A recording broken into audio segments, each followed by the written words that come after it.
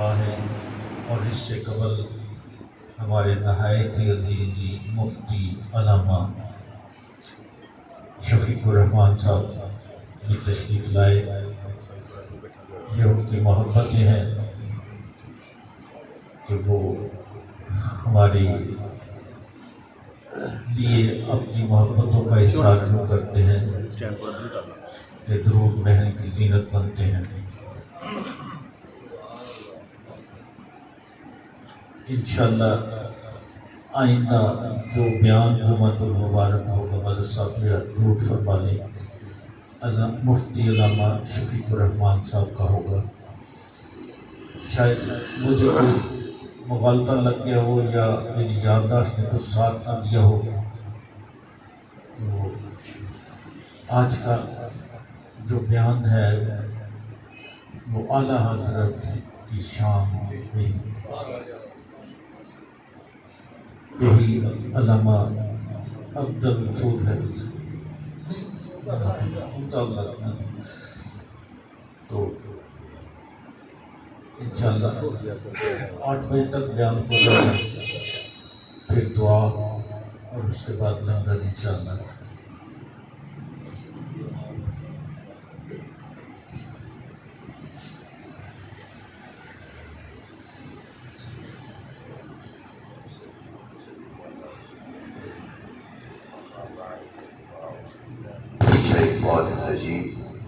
بسم اللہ الرحمن الرحیم لا تجد قوما يؤمنون بالله واليوم الآخر يوادون من حاد الله ورسوله ولو كانوا آباءهم أو أبناءهم أو إخوانهم أو عشيرتهم أولئك كتب في قلوبهم الإيمان وأيدهم بروح منه ويدخلهم جنات تجري من تحتها النار خالدين فيها رضي الله عنهم ورضوا عنه أولئك حزب الله ألا إن حزب الله هم المفلحون قال النبي صلى الله عليه وسلم وعن عمرو بن شعيب وعن أبيه وعن جده قال قال رسول الله صلى الله عليه وسلم أي الخلق أعجب إليكم إيمانا قالوا الملائكة قال وما لهم لا يؤمنون وهم عند ربهم قالوا فالنبيون قال وما لهم لا يؤمنون والوحي ينزل عليهم قالوا فنحن قال وما لكم لا تؤمنون وأنا بين أظهركم قال رسول الله صلى الله عليه وسلم إن أعجب الخلق ليس إيمان لقوم يكونون من بعد يجدون صحفا فيها كتاب يؤمنون بما فيه صدق وصدق رسول النبي الكريم إن الله وملائكته يصلون على النبي يا أيها الذين آمنوا صلوا عليه وسلموا تسليما محمد عقیدت ذوق شوق کے ساتھ ایک دفعہ درود و سلام الصلاة والسلام علیک یا سیدی یا رسول اللہ وعلى آلك وأصحابك یا سیدی یا حبیب اللہ۔ اللہ رب العزت کی حمد و ثنا کے بعد پیارے نبی سرور کائنات مدینہ کے چاند آمنہ کے لال احمد مجتبیٰ حضرت محمد مصطفیٰ صلی اللہ علیہ وآلہ وسلم کی ذات اقدس پر بے شمار درود و سلام کا نذرانہ پیش کرنے کے بعد انتہائی عزیز احتشام واجب الاحترام صدر محفل زینت محفل پیر طریقت رہبر شریعت محب العلماء و محب الفقراء حضور قبلہ سید اشتاق احمد شاہ صاحب دامت برکات پر عالیہ و دیگر ذی احتشام سعادات کرام و علماء کرام و حاضرین و ناظرین السلام علیکم ورحمۃ اللہ وبرکاتہ۔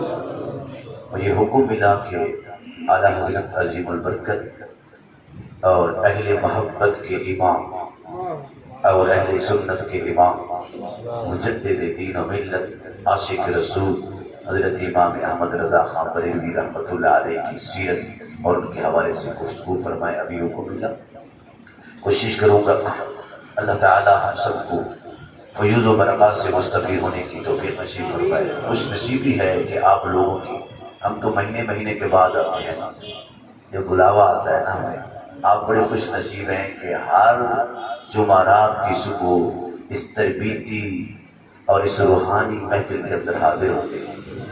اللہ پاک ہم سب کی حاضری قبول و منظور فرمائے۔ یہ سامنے نوجوان ہیں محترم جناب چودھری ریاست علی گجر صاحب کے صاحبزادے محترم جناب صداقت علی صاحب تحریک لبیک سے بڑی وابستگی ہے۔ میں نے نام سنا، انہوں نے کہا ہم بھی شاہ صاحب کی زیارت کریں، میری بھی سعادت ہو جائے۔ میں تو موٹر سائیکل ہے چھوٹی سی، کہنے لگے حضرت میں کار پر لے چلتا ہوں۔ میں نے کہا یہ چلو حضرت کی سعادت آپ حاصل فرمائیں، بڑے خوش نصیب ہیں کہ آپ لوگ یہاں بیٹھ کر درود محل کے اندر بیٹھ کر اپنے قلوب و اذہان کو منور فرماتے ہیں۔ قرآن کی آیت مبارکہ سورت مجادلہ کی آیت نمبر آخری، سورت مجادلہ کی آیت نمبر آخری ہے، تھوڑی سی طویل آیت مبارکہ ہے، ترجمہ سنیے گا ایمان تازہ ہو جائے گا۔ میرا رب فرماتا ہے لا تجد قوم یؤمنون، اے پیارے محمد صلی اللہ علیہ وسلم جس کے دل میں ایمان ہے، یؤمنون باللہ اللہ پر بھی ایمان رکھتا ہے اور آخرت پر بھی ایمان رکھتا ہے، یوادون من حاد اللہ ورسولہ، اور یہ کیسے ہو سکتا ہے اللہ سے بھی محبت کرے اور رسولوں سے بھی محبت کرے اور اس کے جو دشمن ہیں اللہ اور اس کے رسول سے، کہ جو مخالفت کرتے ہیں، جو ان کی گستاخ ہیں، ان سے بھی محبت کرے؟ ہرگز ایسا نہیں ہو سکتا۔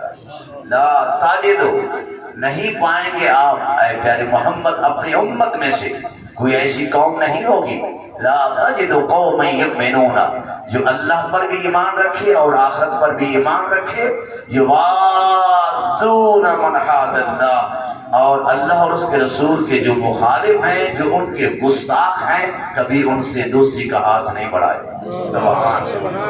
کبھی ان سے محبت نہیں رکھے گا، کبھی اس سے تعلق نہیں رکھے گا۔ یہ قرآن ہے، پڑھ کر دیکھیں، یوادون من حاد اللہ، کبھی گستاخوں کو ہاتھ نہیں ملائے گا، کبھی رسول اللہ صلی اللہ علیہ وسلم کے جو دشمن ہیں ان کو اپنا وہ دشمن سمجھے گا۔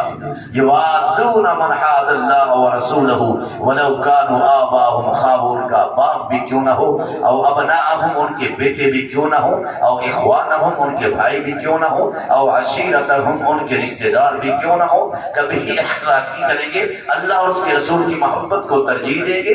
اولئک کتب فی قلوبہم الایمان، یہی تو لوگ ہیں اللہ نے ان کے دلوں میں ایمان نقش کر دیا، ایمان منقش کر دیا ہے، ایمان مضبوط کر دیا ہے، ایمان ثابت کر دیا ہے، اور ایسا منقش اور ایسا نقش کر دیا ہے کوئی دنیا کی طاقت ان کے دل سے ایمان کی محبت کو نہیں نکال سکے گی، کوئی نقش نہیں، ان کا نقش کبھی کوئی نہیں مٹا سکے گا۔ وَأَيَّدَهُمْ بِرُوحٍ مِّنْهُ، اللہ نے اپنے فیض سے ان کے دل میں طاقت عطا کی ہے، اپنے فیض سے، اپنی رحمت سے اللہ تعالیٰ نے طاقت عطا فرمائی ہے۔ یہی تو لوگ ہیں آپ کی امت کے، وَيَدْخِلُهُمْ جَنَّاتٍ، اللہ ان کو جنت میں داخل فرمائے گا۔ رضی اللہ عنہم ورضوا عنہ، اللہ ان سے راضی ہو گیا، یہ اپنے رب پر راضی ہو گیا۔ ارے کتنے خوش نصیب ہیں اس امت کے وہ لوگ، اس امت کے وہ افراد کتنے خوش نصیب ہیں جس کے متعلق میرا رب اعلان کر رہا ہے، رضی اللہ عنہم ورضوا عنہ، اللہ ان سے راضی ہو گیا اور یہ لوگ اپنے رب پر راضی ہو گئے۔ پھر اللہ تعالیٰ فرماتا ہے جو میرے نبی کے گستاخوں سے ٹکراتے ہیں، جو میرے دشمنوں سے، میرے نبی کے دشمنوں سے ٹکراتے ہیں، میرا رب فرماتا ہے میں تمہیں اعلان کر رہا ہوں، اولئک حزب اللہ، یہی اللہ کی جماعت ہے، اولئک حزب اللہ، سبحان، یہی اللہ کا گروہ ہے، یہی اللہ کی جماعت ہے۔ اور پھر فرمایا تمہیں گارنٹی دیتا ہوں، الا ان حزب اللہ هم المفلحون، ایسے لوگ دنیا میں بھی کامیاب، قبر میں بھی کامیاب، آخرت میں بھی کامیاب۔ جو اللہ کا گروہ ہے، جن کے دل میں عشق مصطفیٰ ہے، محبت مصطفیٰ ہے، اور گستاخ رسول کو ٹھکانہ لگاتے ہیں، فرماتے ہیں اولئک حزب اللہ، یہ اللہ کا گروہ ہے اور یہی اللہ کا گروہ کامیاب ہے۔ اب یہ تو قرآن تھا، انشاءاللہ اسی موقع کی مناسبت سے میں سارے کو تمہید بیان کر رہا ہوں۔ اب حدیث مبارکہ چلیے، یہ تو قرآن ہے، اب حدیث مصطفیٰ۔ راوی حضرت سیدنا عمر بن شعیب، وہ اپنے باپ سے اور وہ اپنے دادے سے روایت کرتے ہیں، ایک دن صحابہ کرام کا مجمع لگا ہوا ہے، میرے نبی سرور کائنات صلی اللہ علیہ وسلم نے فرمایا اے صحابہ یہ بتاؤ، ای الخلق اعجب الیکم ایمانا، یہ بتاؤ تمہارے نزدیک سب سے حیران کن ایمان کس کا ہے؟ عجیب ایمان کس کا ہے، سب سے پیارا ایمان کس کا ہے، سب سے محبوب ایمان کس کا ہے، سب سے حیران کن ایمان کس کا ہے؟ صحابہ کرام سوچ پڑ گئے، سوچ کر عرض کیا رسول اللہ صلی اللہ علیہ وسلم الملائکۃ، فرشتوں کا ایمان لانا تعجب خیز ہے۔ میرے نبی نے فرمایا اللہ، فرشتوں کا ایمان لانا تعجب خیز نہیں، وما لهم لا يؤمنون وهم عند ربهم، فرشتے کیوں نہیں ایمان لائیں گے؟ ہر وقت فرشتے اپنے رب کے قرب میں رہتے ہیں، رب کے انوار میں رہتے ہیں، رب کے تجلیات میں رہتے ہیں، اور ان کا ایمان لانا تعجب خیز نہیں۔ پھر صحابہ کرام نے کہا یا رسول اللہ فالنبیون، پھر نبیوں کا ایمان لانا تعجب خیز ہے۔ میرے نبی نے فرمایا نبیوں کا بھی ایمان لانا تعجب خیز نہیں، اس لیے کیونکہ نبیوں کا رابطہ مولا سے رہتا ہے، مولا کا رابطہ ہر وقت نبیوں سے رہتا ہے۔ والوحی ینزل علیہم، رب کی طرف سے وحی نازل ہوتی ہے۔ صحابہ کرام نے کہا یا رسول اللہ پھر ہمارا ایمان لانا تعجب خیز ہے۔ میرے نبی صلی اللہ علیہ وسلم نے فرمایا وما لکم لا تؤمنون، تمہارا بھی ایمان لانا تعجب خیز نہیں، وانا بین اظہرکم، تمہارا ایمان لانا تعجب خیز کیسے ہو سکتا ہے؟ میں تمہارے اندر موجود ہوں، ہر وقت چہرہ مصطفیٰ تکتے رہتے ہو اور قرآن کی تلاوت کرتے رہتے ہو۔ وَكَيْفَ تَكْفُرُونَ بِاللَّهِ وَكُنْتُمْ أَمْوَاتًا، وَكَيْفَ تَكْفُرُونَ بِاللَّهِ، اللہ فرماتا ہے تم کیسے انکار کرتے ہو؟ وَأَنْتُمْ تُتْلَى عَلَيْكُمْ وَفِيكُمْ رَسُولُ، میرا نبی بھی تمہارے اندر موجود ہے، قرآن تازہ اترتا ہے، تم اس کی تلاوت کرتے رہتے ہو، تم نبی کا انکار، اللہ کا انکار کیسے کر سکتے ہو؟ اے صحابہ تمہارا بھی ایمان لانا تعجب خیز نہیں۔ یا رسول اللہ پھر آپ بھی بتا دیں۔ میرے تیرے نبی نے فرمایا صحابہ سن لو، نہ فرشتوں کا ایمان لانا تعجب خیز، اور نہ بھی نبیوں کا ایمان لانا حیران کن، اور نہ بھی تمہارا ایمان لانا تعجب خیز۔ میرے نبی کی حدیث مبارکہ ہے فرمایا میری وفات کے بعد یکونون من بعدی قوم، میری وفات کے بعد ایسی امت میں سے ایسی قوم آئے گی جنہوں نے مجھے دیکھا نہیں ہوگا، مجھے تکا نہیں ہوگا، اٹھتے بیٹھتے ہوئے مجھے تکا نہیں ہوگا، میرا دیدار نہیں کیا ہوگا، ان دیکھے بن دیکھے مجھ پر ایمان بھی لائیں گے، بن دیکھے مجھ پر قربان بھی ہوں گے۔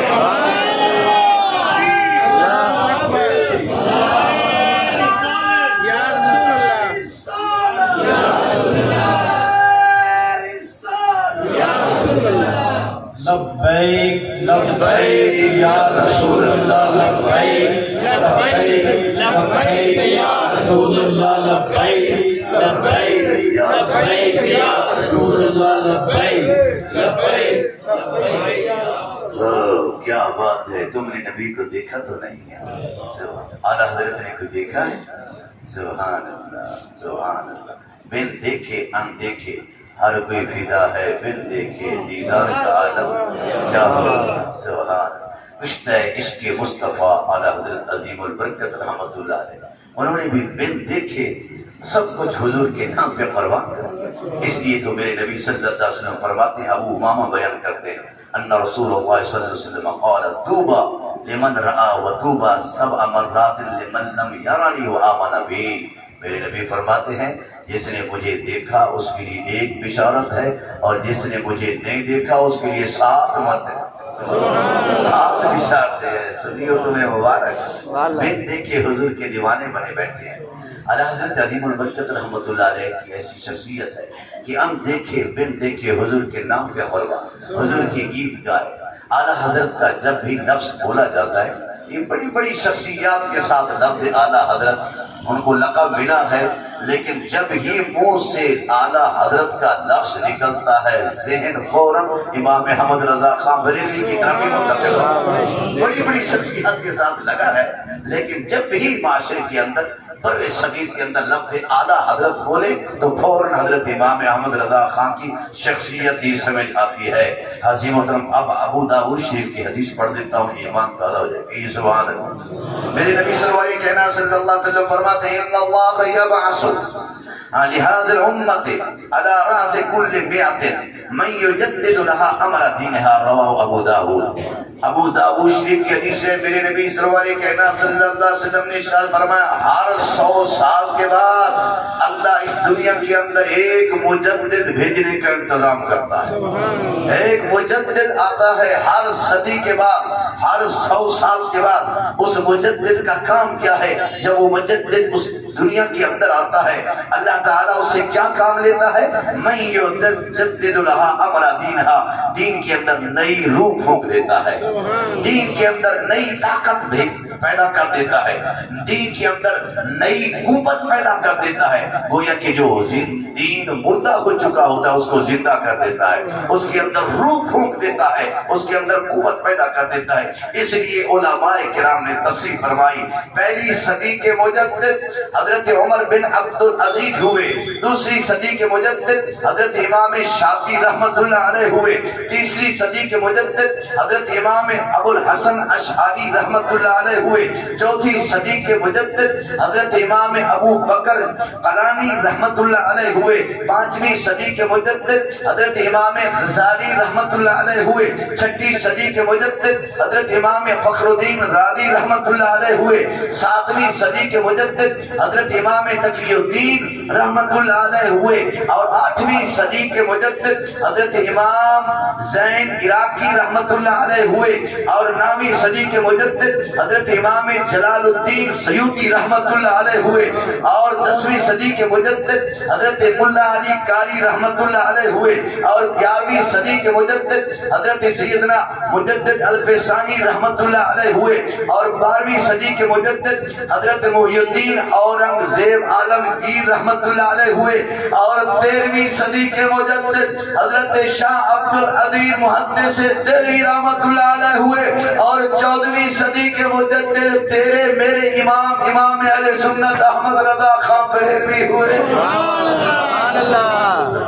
اور اپنے آ کر اس امت کے اندر عشق مصطفیٰ کی شمع کو روشن کیا، اور اس ادب مصطفیٰ، تعظیم مصطفیٰ، پیروی رسول، اتباع رسول، ادب رسول، خصوصاً عشق مصطفیٰ کی جب شمع بجھ رہی تھی، یہ مجدد جب دنیا کے اندر آیا اور اس نے اپنے ادب کے ذریعے سے، اپنے علم کے ذریعے سے، اپنے عشق مصطفیٰ صلی اللہ علیہ وسلم کے ذریعے سے دنیا کے دلوں کے اندر عشق مصطفیٰ کی شمع کو روشن کر دیا۔ ایک شمع جلا، عشق مصطفیٰ کی ایک شمع جلا لو، آ کر پیغام دیا، عشق مصطفیٰ کی ایک شمع جلا لو، دل میں بعد مرنے کے قبر میں اجالا ہوگا۔ یہ سبق دیا تو کس نے دیا؟ ارے اہل محبت بیٹھے ہیں، ارے محبتوں کے امام حضرت امام احمد رضا خان بریلوی رحمت اللہ علیہ نے دیا۔ حاضر محترم، حضرت امام احمد رضا خان بریلوی رحمت اللہ علیہ کو اللہ نے علم لدنی عطا فرمایا۔ قرآن پاک میں ہے وَعَلَّمْنَاهُ مِن لَدُنَّا عِلْمًا، اللہ کا جس پر کرم ہوتا ہے اللہ تعالیٰ اس کو اپنی جناب سے براہ راست اس کے دل میں علم القاء کر دیتا ہے۔ جس طرح خضر علیہ السلام کو اللہ نے علم لدنی عطا فرمایا تھا، وَعَلَّمْنَاهُ مِن لَدُنَّا عِلْمًا۔ حضرت امام احمد رضا خان بریلوی رحمت اللہ علیہ، ابھی آپ کی عمر 4 سال کی ہے، پورا قرآن پاک ناظر پاک ہے۔ 4 سال کی عمر میں الحمد کے الف سے لے کر والناس کی سین تک سارا قرآن ناظرہ آپ نے پڑھ لیا۔ 6 سال کی عمر کے اندر سٹیج پر کھڑے ہو کر پہلی تقریر میلاد مصطفیٰ صلی اللہ علیہ وسلم پر بیان فرمایا۔ ابھی 6 سال کی عمر ہے، بتا دیا کہ تمہارے بچے بھی جب پہلی تقریر کریں تو وہ بھی میلاد مصطفیٰ پر کریں۔ 6 سال کی عمر کے اندر آپ نے علم میلاد مصطفیٰ صلی اللہ علیہ وسلم پر تقریر فرمائی۔ 13 سال کی عمر ہوئی، آپ نے سارے علوم پڑھ لی، قرآن کا علم بھی پڑھ لیا، تفسیر بھی پڑھ لی، تحقیق بھی پڑھ لی، منطق بھی پڑھ لی، فلسفہ بھی پڑھ لیا، ادیان، تقابل ادیان بھی پڑھ لیا، انگریزی بھی پڑھ لی، ریاضی بھی پڑھ لی۔ آپ نے علماء بیان فرماتے ہیں 13 سال کی عمر کے اندر 55، دوسری روایت کے اندر 70 علوم آپ نے حاصل فرمائے۔ 13 سال کی عمر کے اندر آپ نے پہلا فتویٰ دیا، آپ مفتی بنے۔ 13 سال کی عمر کے اندر رضاعت کا مسئلہ تھا، دودھ پلانے کا مسئلہ تھا، آپ نے 13 سال کی عمر کے اندر آپ نے پہلا فتویٰ دیا۔ اس کے بعد آپ مفتی اعظم کہلائے۔ ارے کہنا آسان ہے، 13 سال کی عمر کے اندر تیرے میرے امام اعلیٰ حضرت حضرت عظیم البرکت رحمت اللہ علیہ 55 علوم آپ نے حاصل فرما لیے، 55 علوم 13 سال کی عمر کے اندر. پھر میں کیوں نہ کہوں وَعَلَّمْنَاهُ مِن لَّدُنَّا عِلْمًا، وَعَلَّمْنَاهُ مِن لَّدُنَّا عِلْمًا. اللہ اکبر. حضرت عظیم البرکت رحمت اللہ علیہ آپ پہلی دفعہ جب حج پر تشریف لے گئے، سبحان کعبہ بیت اللہ شریف کی زیارت فرمائی، طواف فرمایا، مقام ابراہیم پر 2 رکعت نفل پڑھی، صفا مروہ کے درمیان چکر لگائے. دل مچل رہا تھا مدینہ کی طرف، مچل نہیں رہا تھا، تڑپ رہا تھا، بے چین تھا. اور اسی بے چینی کے عالم کے اندر سنگیوں کو فرمانے لگے، ساتھیوں کو کہنے لگے ساتھیوں تم نے اب کعبہ بیت اللہ شریف کی زیارت کر لیے، آجیو آؤ شہنشاہ کا روضہ دیکھو، آجیو آؤ شہنشاہ کا روضہ دیکھو. ارے کعبہ تو دیکھ چکے، اب کعبے کا کعبہ دیکھو. تم نے کعبہ تو دیکھ لیا، اب آؤ جو کعبے کا بھی کعبہ ہے اس کی طرف چلتے ہیں. اعلیٰ حضرت عظیم البرکت رحمت اللہ علیہ عشق مصطفیٰ کی شمع کو لے کر چلتے چلتے ہوئے مدینہ پاک کے اندر پہنچے. رسول اکرم صلی اللہ علیہ وسلم کی مواجہ شریف کی جانب کھڑے ہو کر ساری رات عشق مصطفیٰ کی شمع کو روشن کر کے ساری رات درود و سلام پڑھتے رہے. ساری رات بیت گئی، حضور کی قدم مواجہ شریف کی طرف کھڑے رہے اور دل میں تڑپ تھی کہ آپ کے دو جہاں کا دیدار ہو جائے. اسی عالم کے اندر ساری رات روتے رہے، گریہزاری کرتے رہے. عشق مصطفیٰ کی شمع دل کے اندر روشن ہے، ادب کے ساتھ کھڑے رہے. ہادی مدم پہلی رات دیدار مصطفیٰ نصیب نہ ہوا، دوسری رات پھر عشاء کی نماز کے بعد کھڑے ہو کر مواجہ شریف کی جانب کھڑے ہو کر درود و سلام پڑھتے رہے. مصطفیٰ جان رحمت پہ لاکھوں سلام، مصطفیٰ جان رحمت پہ لاکھوں سلام، یا نبی سلام علیہ، یا نبی سلام علیہ. سنیو فتوے نہ لگایا کرو، جتنی دیر تک تم فتوے لگاتے ہو خدا کی قسم اتنی دیر تک تم اپنے نبی پر درود و سلام پڑھا کرو. سبحان اللہ. درود و سلام کی جھگڑے اللہ اعلیٰ حضرت سے پوچھو درود و سلام کی برکات کتنی ہے، کتنی خوش نصیب ہے یہ امتی. اور آپ درود مانگنے والے آپ ادھر بیٹھ کر صرف ایک مرتبہ کہتے ہیں نا اللہم صلی علی محمد، خدا کی قسم اللہ اس کے بدلے 10 رحمتوں کا نزول فرماتا ہے. امتی ایک مرتبہ کہتا ہے یا نبی سلام علیہ، اللہم بارک علی محمد، الصلاۃ والسلام علیک یا رسول اللہ. خدا کی قسم اللہ اس کے بدلے حدیث مصطفیٰ میرے نبی فرماتے ہیں 10 رحمتیں نازل فرماتا ہے. اعلیٰ حضرت عظیم البرکت رحمت اللہ علیہ مواجہ شریف کے قریب کھڑے ہو کر آپ درود و سلام کا نظرانہ پیش کر رہے ہیں اور آنکھوں سے آنسو بہا رہے ہیں. دوسری رات ساری رات کھڑے رہے لیکن زیارت مصطفیٰ نصیب نہ ہوئی. پھر اپنے آپ کو کوستے ہوئے کہنے لگے ارے اعلیٰ حضرت تیری کیا اوقات ہے، وہ سوئے لالا زار پھرتے ہیں، وہ سوئے لالا زار پھرتے ہیں، تیرے دل کے بہار پھرتے ہیں. کوئی کیوں پوچھے تیری بات ہے رضا، تو جیسے شیدائی 1000 پھرتے ہیں.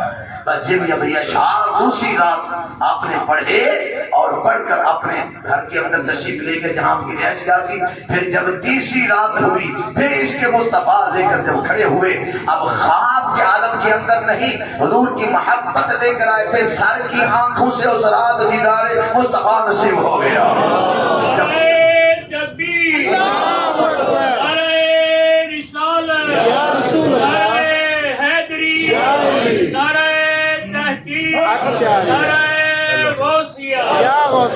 تیسری رات اعلیٰ حضرت عظیم البرکت رحمت اللہ علیہ کو دیدار مصطفیٰ سر کی آنکھوں سے جاگتے ہوئے بیداری کے عالم کے اندر جب دیدار مصطفیٰ نصیب ہوا تو اس وقت اعلیٰ حضرت بول پڑے تو زندہ ہے واللہ، تو زندہ ہے واللہ، تو زندہ ہے واللہ. میری چشم عالم سے چھپ جانے والے اللہ تعالیٰ نے آپ کو علم لدنی عطا فرمایا تھا، عشق مصطفیٰ کی دولت بھی عطا فرمائے گی. اس جگہ کے اوپر کچھ حاسدین بھی پیدا ہو گئے. جب حاسدین یہ حسد نکل جائے تو خدا کی قسم علماء بھی بری بن جائے، علماء بھی بری بن جائے بلکہ سب بری بن جائے. حسد کی بیماری نکال دے. علماء کے اندر زیادہ حسد ہوتا ہے.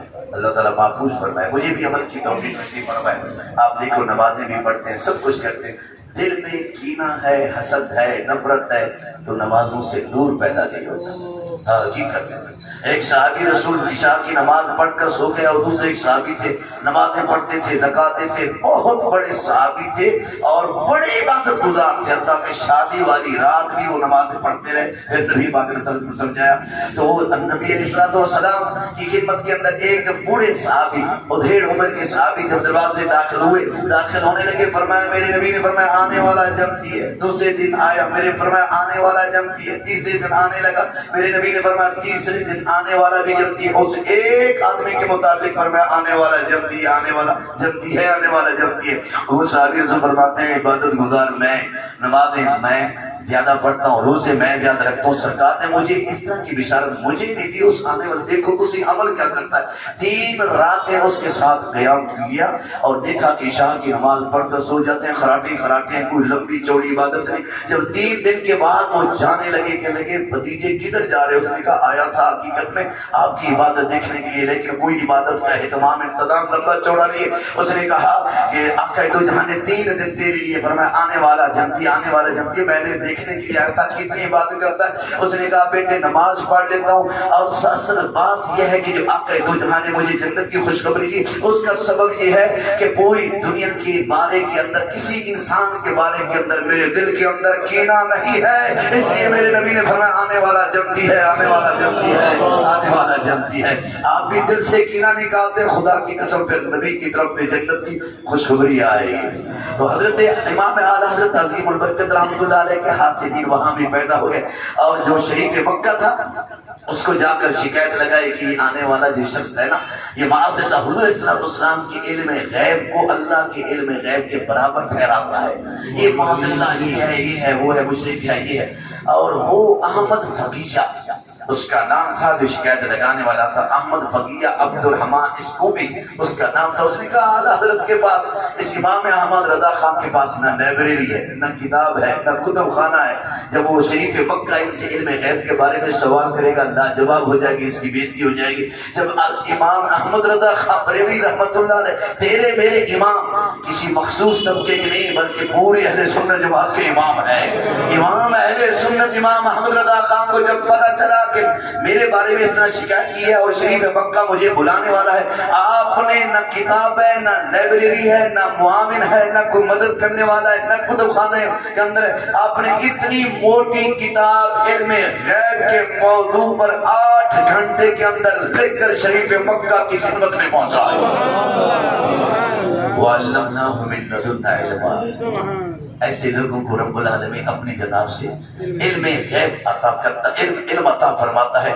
جب شریف مکہ نے اعلیٰ حضرت کی لکھی ہوئی کتاب الدولۃ المالکیہ، الدولۃ کتاب کا نام مالک المیہ، جب اس نے کتاب کھول کر اعلیٰ حضرت کی شریف مکہ نے مطالعہ کیا، اور مطالعہ کرنے کے بعد کہنے لگا شرم کرو، اللہ اس کو دیتا ہے تم حسد کرتے ہو۔ اللہ اکبر، کہنے لگا واللہ یعطی و یمنعون ہؤلاء، اللہ اعلیٰ حضرت امام احمد رضا خان کو علم عطا کرتا ہے، تم لوگوں حسد کرتے ہو۔ حضرت امام احمد رضا خان بریلوی رحمۃ اللہ علیہ بڑی شخصیت ہو کر گزرے، حقیقت ہے ہم ان کے مقام سے واقف نہیں ہیں۔ یہ دیکھو حضور قبلہ شاہ صاحب علماء سے محبت کرتے ہیں، تو اسی لیے انہوں نے کہا کہ اعلیٰ حضرت کی فضیلت بیان ہے۔ صحیح جو سید ہوتا ہے وہ علماء سے پیار کرتا ہے۔ آپ نے کبھی پیروں سے سنا؟ کبھی پیروں سے کہ وہ علماء کی شان بیان کرتے ہیں؟ پیر تو اپنی شان بیان کرتے ہیں، بلکہ کرائے کے مولوی رکھے ہوتے ہیں، ہڈی ڈال دیتے ہیں، 1000 روپے 2000 روپے کی کہتے شو، اور شروع ہو جاؤ، اور پھر کہ اللہ اللہ کیے جانے سے اللہ نہ ملے، یہ ہیں وہ اللہ والے جو اللہ سے ملا دیتے ہیں۔ کبھی آپ نے کسی پیر صاحب سے، کسی مشائخ سے، عالم دین کی کوئی فضیلت سنی ہے؟ خدا کی قسم جب سے میں اس آسن میں کچھ آمد نہیں کر رہا تھا، میں کہہ رہی نوشادہ کو میری طبیعت کا پتہ ہے، حضرت کو بھی پتہ ہے، کبھی میں نے ایسا نہیں کیا، جو حقیقت ہے وہ بیان کر رہا ہوں۔ میں جب ہی ان کی محفل کے اندر آیا ہوں، علماء کا احترام بھی کرتے ہیں اور علماء کی باتیں سنتے بھی ہیں۔ سبحان اللہ۔ یہ ابھی اعلیٰ حضرت عظیم البرکت پیر بھی تھے اور عالم دین بھی تھے، ان کی محبت کا ثبوت ہے. سبحان اللہ. اعلیٰ حضرت عظیم البرکت رحمۃ اللہ علیہ، آپ حافظ نہیں تھے، لوگ آپ کو حافظ کہنے لگے. رمضان مبارک کا مہینہ یا ایک مہینے میں پورا قرآن حفظ کر، ایک مہینے کے اندر حافظ قرآن. آپ حافظ نہیں تھے، لوگ کہتے آپ کو حافظ حافظ کہہ کر بلاتے تھے. جس طریقے سے آپ ٹوپی رکھ لیں تو داڑھی شریف رکھ لیں تو آپ کو کہتے ہیں مولوی صاحب ادھر ہو جائے.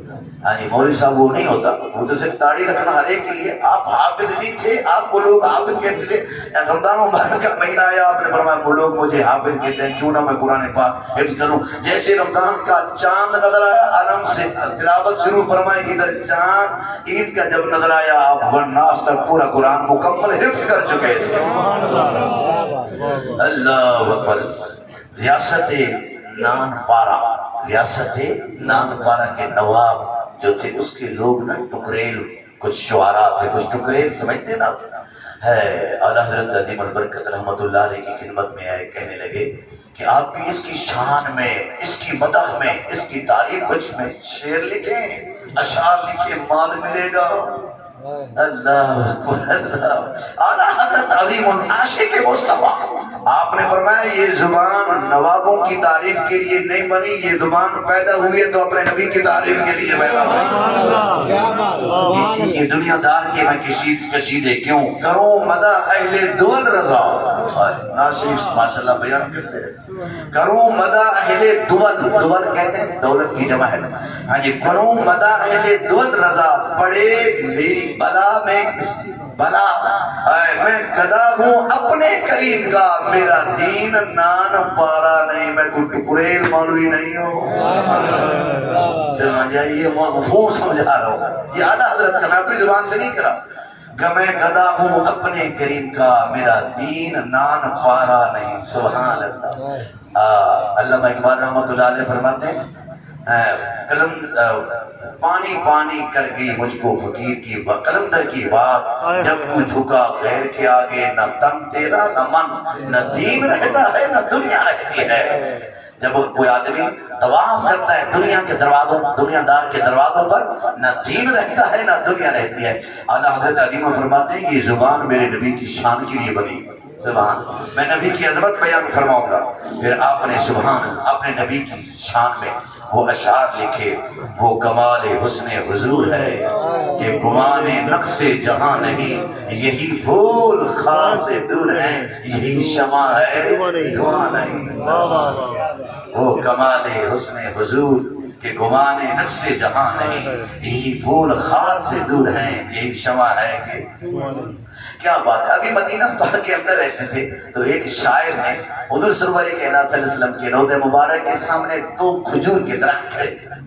اس شاعر نے دیکھا کہ یہ درخت کھڑے ہیں تو اس نے اپنی تخیل یا منظر کشی کرتے ہوئے اس نے ایک شعر پڑھا. اور وہ شعر کیا ہے؟ وہ کہتا ہے، حاضر ہے درخت یوں گنبد شاہ والے کے سامنے. جہاں سرکار کا روضہ مبارک ہے نا، تو روضہ پہلے زمانے میں کے اندر ترکی کی حکومت تھی، تو حضور کے روضہ مبارک کے سامنے ایسے کھجور کے 2 درخت کھڑے تھے. یہاں حضور کا روضہ تھا، حضور علیہ السلام کے روضہ مبارک کے سامنے یہ 2 کھجور کے درخت ہیں. تو شاعر نے یہ منظر دیکھا تو اس کے دل کے اندر یہ بات آئی، اس نے شعر لکھ دیا، حاضر ہے درخت یوں گنبد شاہ والا کے سامنے، مجنوں کھڑے ہیں خیمہ لیلا کے سامنے. مجنوں کھڑے ہیں خیمہ لیلا کے سامنے. جب اس شاعر نے اس طرح کا شعر پڑھا، اعلیٰ حضرت عظیم البرکت رحمۃ اللہ علیہ کو جب پتہ چلا، آپ نے اس شعر کو بلایا اور بلا کر فرمایا یہ شعر تو نے لکھا؟ ہاں حضور میں نے لکھا. فرمایا تیری جرت کیسے ہوئی میرے نبی آقا دو جہاں کے گنبد خضرا کو لیلا کے خیمے سے تشبیہ دیتے ہوئے؟ ارے لیلا کا خیمہ کہاں، میرے نبی کا روضہ کہاں؟ پہلا شعر تو ٹھیک ہے لیکن دوسرا جو شعر جو تو نے تشبیہ دی ہے میرے نبی کے روضہ مبارک کو لیلا کے خیمہ کے ساتھ، تیری جرت کیسے ہوئی؟ اتنی بے ادبی. وہ تھر تھر کانپنے لگا، کہنے لگا حضور غلطی ہوگی ہے، معاف فرما دیں، آپ بھی تشریف فرما دیں. آپ نے فرمایا بیٹھو میں تصحیح کرتا ہوں. آپ نے فرمایا حاضر ہیں درخت یوں گنبد شاہ والا کے سامنے، قدسی کھڑے ہیں عرش معلا کے سامنے. کیا بات ہے اعلیٰ حضرت، یہ ادب یہ ہے عشق مصطفیٰ۔ فرمایا تو نے غلط تشبیہ دی ہے، تیری جرت کیسے ہوئی ہے تو نے میرے نبی عقائد جہاں کے گنبد خضرا کو خیمہ کے لیلے کے ساتھ تشبیہ دی ہے؟ کہاں خیمہ کا لیلہ اور کہاں میرے نبی عقائد جہاں کا روضہ؟ یوں کہے اعلیٰ حضرت نے پھر حضور کی روضہ مبارک کو عرش معلیٰ کے ساتھ تشبیہ دی اور ان دو کھجوروں کے درختوں کو مدسوں کے ساتھ تشبیہ دی ہے۔ سبحان اللہ سبحان اللہ۔ اعلیٰ حضرت چونکہ 8 ہو گئے ہیں، آخری بات بیان کر کے ختم کرتا ہوں، باتیں بہت زیادہ ہیں۔ حضرت امام احمد رضا خان بریلوی رحمۃ اللہ علیہ جس زمانے کے اندر تھے نا، اس زمانے کے اندر لوگ نا بڑے معزز شخصیت کو ڈولی میں پالکی کے اندر، ڈولی کے اندر جس کو پالکی کہتے ہیں، اس کے اندر اس کو اٹھایا کرتے، بادشاہوں کو اور علماء کو اٹھایا کرتے تھے۔ حضرت امام احمد رضا خان بریلوی رحمۃ اللہ علیہ آپ جس ڈولی کے اندر تشریف فرما تھے، 4 مزدوروں نے آپ کی پالکی، آپ کی ڈولی اٹھائی ہوئی۔ سن لیجیے، ایمان سارا ہو جائے گا۔ نعرہ تکبیر، نعرہ رسالت، نعرہ حیدری، نعرہ غوثیہ۔ ابھی آپ کی پالکی چلی ہی تھی، جس ڈولی کے اندر، جس پالکی کے اندر بیٹھے تھے، چند قدم چلے، آپ کی چیخ لگی۔ آپ نے فرمایا ڈولی کو، پالکی کو رکھ دو۔ انہوں نے کہا حضور ماجرا کیا ہے؟ فرمایا اس اٹھانے والے مزدوروں میں سے مجھے رسول اکرم صلی اللہ علیہ وسلم کے خون کی خوشبو آ رہی ہے۔ ان اٹھانے والوں میں سے رسول اکرم صلی اللہ علیہ وسلم کے خون کی خوشبو آ رہی ہے، تم میں سے کوئی سید تو نہیں ہے، تم میں سے کوئی سید تو نہیں ہے۔ اللہ اکبر۔ آپ نے ڈولی رکوائی اور ڈولی سے باہر نکلائے۔ آپ نے فرمایا بتاؤ، میں تمہیں قسم دیتا ہوں۔ مزدور چاروں چپ رہے اور انہوں نے کہا، آپ نے فرمایا میں تمہیں قسم دیتا ہوں اس پروردگار عالم کی جس نے تمہیں پیدا کیا، مجھے سچ بتاؤ، تم میں سے کوئی سید تو نہیں ہے، آل رسول میں سے تو کوئی نہیں ہے۔ ایک دبلا پتلا مزدور بولا حضور آپ کو اس سے کیا کام ہے؟ مانی آپ اپنی مزدوری کروائیں، آپ کو اس سے ذات پات سے کیا لگے؟ بس اس مزدور کا بولنا تھا خدا کی قسم اعلیٰ حضرت نے اپنی دستار مبارک اتار کر سید کے قدموں میں رکھ دی، اتار کر سید کے قدموں میں رکھ دی۔ فرمایا ابھی بھی میرا دل خوش نہیں ہوا۔ آپ نے بڑی عزت کے ساتھ اس سیدزادے کو کہا کہ آپ اس ڈولی کے اندر آپ تشریف فرما ہوں اور اعلیٰ حضرت عظیم البرکت رحمت اللہ علیہ اس ڈولی کو کندھا دے گا۔ آپ نے فرمایا سیدزادے تم اس کے اندر بیٹھو، ایک طرف اعلیٰ حضرت کندھا دے گا اور دوسری طرف میرا بیٹا حامد رضا دے گا اور تیسری طرف مولانا ظفر الدین شارِ بخاری وہ کندھا دے گا اور چوتھی طرف مولانا صدر الشریعہ امجد اعظمی رحمت اللہ علیہ وہ کندھا دے گا۔ سید زادے کو آپ نے پالکی کے اندر بٹھایا، ایک طرف امام احمد رضا خان نے کندھا دیا، دوسری طرف آپ کے بیٹے حامد رضا نے دیا اور تیسری طرف ظفر الدین شارِ بخاری نے دیا اور چوتھی طرف مولانا امجد اعظمی رحمت اللہ علیہ نے دیا۔ صدر اور سید زادے کو اس احترام کے ساتھ منزل مقصود تک پہنچایا۔ یہ اس وقت ادب ہوتا ہے سادات کا جب دل کے اندر محبت مصطفیٰ، یہی اعلیٰ حضرت نے سبق سکھایا، یہی امت کو پیغام دیا، یہی درس دیا اور یہی عشق مصطفیٰ صلی اللہ علیہ وآلہ وسلم کی شمع کو ہمارے دلوں کے اندر روشن کرتے رہے۔ اور جب یہ منظر اعلیٰ حضرت پالکی اٹھا رہے تھے، بیٹا حامد رضا پالکی اٹھا رہا تھا، امجد الدین صاحب پالکی اٹھا رہے تھے اور شارِ بخاری ظفر الدین پالکی اٹھا رہے تھے، جب یہ منظر لوگوں نے بھی دیکھا، دوسروں نے بھی دیکھا، آپ کے بیٹے حسن نے بھی دیکھا تو ان کا قلم اٹھا اور قلم اٹھا کر آپ نے لکھا بے ادب گستاخ فرقوں کو بتا دے اے حسن، بے ادب گستاخ فرقوں کو بتا دے اے حسن، یوں کہا کرتے ہیں سنی داستان اہل بیت۔ نعرہ رسالت، غلام یہ رسول میں موت بھی، غلام یہ رسول میں موت آخری بھی بات میں پیغام دینا چاہتا ہوں اور یہی پیغام اعلیٰ حضرت نے دیا، سن لیجئے۔ جہاں صدیق اکبر ہوں وہاں منکرین زکوٰۃ پیدا نہیں ہوتے، جہاں صدیق اکبر ہوں وہاں منکرین زکوٰۃ ختم ہو جاتے ہیں۔ منکرین زکات پیدا نہیں ہوتے، جہاں حضرت عمر فاروق کی آدم ہو مجوسی کوئی بچ کر نہیں نکل سکتا، اور جہاں حضرت سیدنا عثمان کی محبت ہو وہاں بلوائی نہیں ہوا کرتے، جہاں حضرت امام احمد بن حنبل رحمت اللہ علیہ موجود ہوں وہاں مامون نہیں ہوا کرتے، جہاں مجدد الفسانی رحمت اللہ علیہ ہوں وہاں اکبر جیسے بادشاہ نہیں ہوتے، ارے جہاں حضرت امام حسین ہوں وہاں شدید نہیں ہوا کرتے، جہاں امام احمد رضا خان ہوں جس گھر میں وہاں گستاخ نہیں پیدا ہوتے۔ جس معاشرے کے اندر تیرے میرے امام اہل سنت اور اہل محبت کے امام احمد رضا خان جس معاشرے میں پیدا ہو جائیں، یا ان کی افکار پیدا ہو جائیں، یا اس خاندان کے گھرانے کے اندر امام احمد رضا خان کے افکار اور دلوں کے اندر آ جائیں، خدا کی قسم اس معاشرے کے اندر کبھی کوئی گستاخ بولیے کوئی گستاخ آپ نے ایسے فتوے نہیں دیے۔ لوگ کہتے ہیں معاذ اللہ کو کفر کی مشین تھے، معاذ اللہ نہیں، لوگوں نے گستاخیاں کی، جہاں آپ نے دیکھا کہ اللہ کے گستاخ، اس کے رسول کے گستاخ پیدا ہو رہے ہیں، صحابہ کرام کے گستاخ پیدا ہو رہے ہیں، اہل بیت کرام کے گستاخ پیدا ہو رہے ہیں، اولیاء کرام کے گستاخ پیدا ہو رہے ہیں، آپ عمل میدان کے اندر آئے، یہ ہمیں سبق دیا، یہ آپ کے افکار تھے۔ اب کوئی شخص یہ کہے معاذ اللہ نماز میں گدا گھوڑے کا خیال آ جائے تو نماز ہو جاتی ہے، معاذ اللہ اگر حضور کا خیال آئے تو نماز نہیں ہوتی، بتاؤ اعلیٰ حضرت وہاں اس کو ہاتھ ڈالتے، اعلیٰ حضرت وہاں فتویٰ نہ لگاتے تو کیا، بولیے اعلیٰ حضرت ایسے لوگوں کی سرخوبی نہ کرتے تو کیا کرتے؟ یہ جو شخص کا نظریہ کتابیں موجود ہیں، میں اختلافی مسائل کی میری عادت ہی نہیں ہے لیکن بات اجاگر کرنے کے لیے بیان کر رہا ہوں، کتابوں کے اندر موجود ہے، اغیار نے لکھا، بد مذہبوں نے لکھا، گدا گھوڑے کا خیال آ جائے ماشاء اللہ نماز ہو جاتی ہے۔ حضور کا اعلیٰ حضرت عظیم البرکت رحمت اللہ علیہ کی جب یہ خبر پہنچی آپ نے فرمایا خبردار خدا کی قسم تمہاری نماز حضور کے خیال آنے سے مکمل نہیں ہوتی، اور ہماری نماز اس وقت تک مکمل نہیں ہوتی جب تک حضور کا خیال نہ آئے۔ آپ نے حدیث پاک سے دلیل دی، حضرت ابو بکر صدیق نماز پڑھا رہے تھے، میرے نبی دو قبیلوں کے درمیان سلوک کرانے کے بعد جب آئے تو صحابہ کرام نے تصویر ایسے کرنا شروع کر دیا، نہیں کیا بولیے ایسے کرنا شروع کر دیا کہ ابو بکر صدیق آ جاؤ اللہ کے نبی آ گئے۔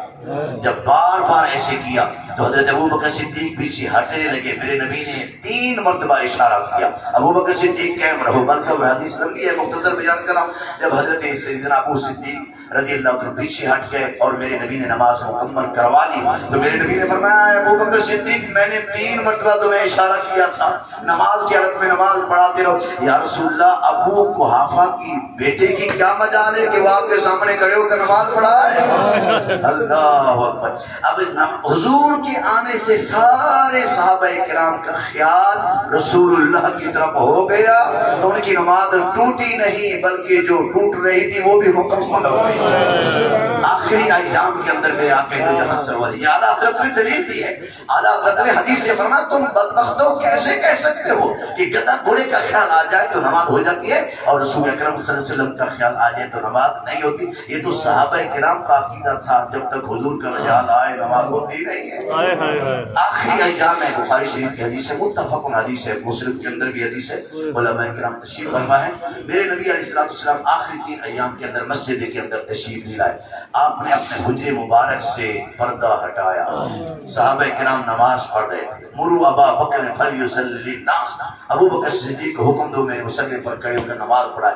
آقا دو جہاں نے تھوڑا سا افاقہ محسوس کیا تو چادر پردہ ہٹایا، جیسے ہی پردہ ہٹا صحابہ کرام کو پتہ چل گیا کہ اللہ کے نبی آ گئے ہیں۔ سبحان اللہ۔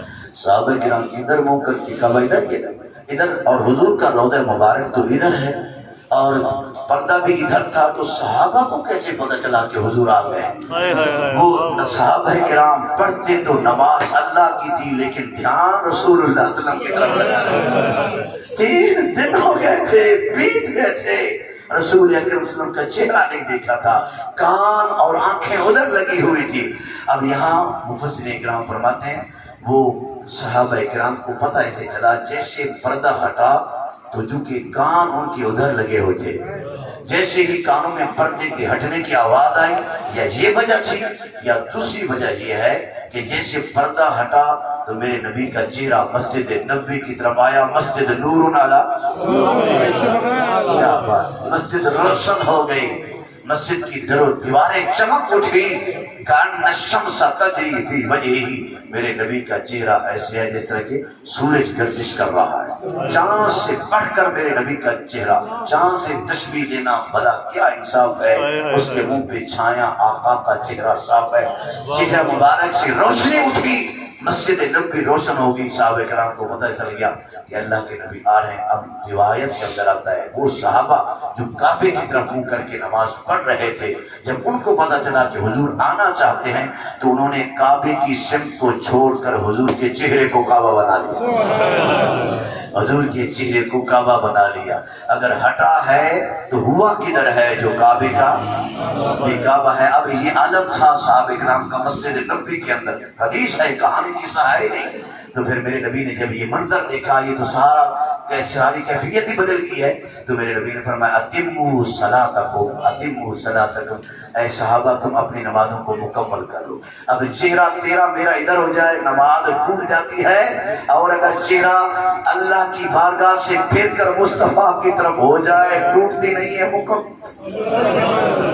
تو اعلیٰ حضرت نے یہ دلیل دی، فرمایا میں نے ایسے لوگوں پر فتوے لگائے اور جنہوں نے معاذ اللہ قرآن پاک کا ترجمہ کرتے ہوئے غلط بیانی بے ادبی، آپ نے بڑی خدمت کی ہے قرآن کی، آپ نے جو ترجمہ لکھا آپ نے اس کے اندر بھی کافی نشاندہی فرمائی۔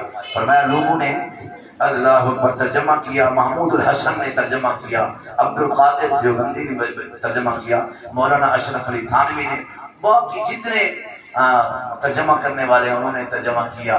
شروع کرتا ہوں اللہ کے نام سے، شروع کرتا ہوں اللہ کے نام سے، شروع کرتا ہوں اللہ کے نام سے۔ اعلیٰ حضرت کا فہم قرآن دیکھو، آپ کی فراست دیکھو۔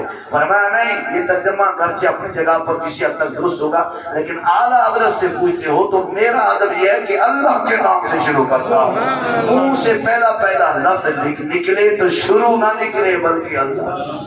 وَوَجَدَكَ ضَالًّا فَهَدَىٰ، لوگوں نے ترجمہ کیا، گستاخی کے زمرے کے اندر آتا ہے ان کا ترجمہ۔